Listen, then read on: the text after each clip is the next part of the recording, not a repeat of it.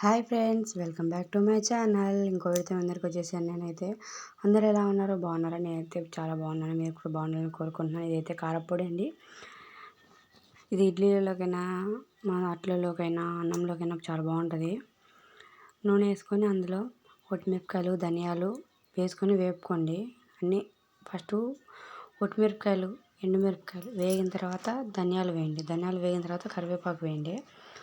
బాగా వేగించుకోండి.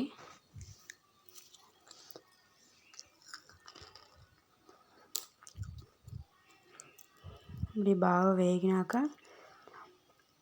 ఇందులో జీలకర్ర ఎల్లుల్లిపాయలు కూడా వేసేసుకోండి.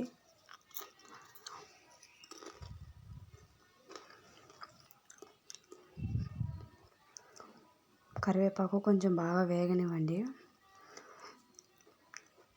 లైక్ చేయండి, షేర్ చేయండి, సబ్స్క్రైబ్ చేసుకోండి మా ఛానల్ని.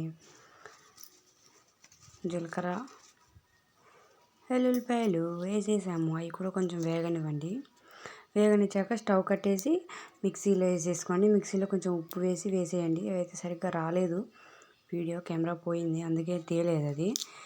చూడండి, మెత్తగా మిక్సీకి వేసేసేయండి.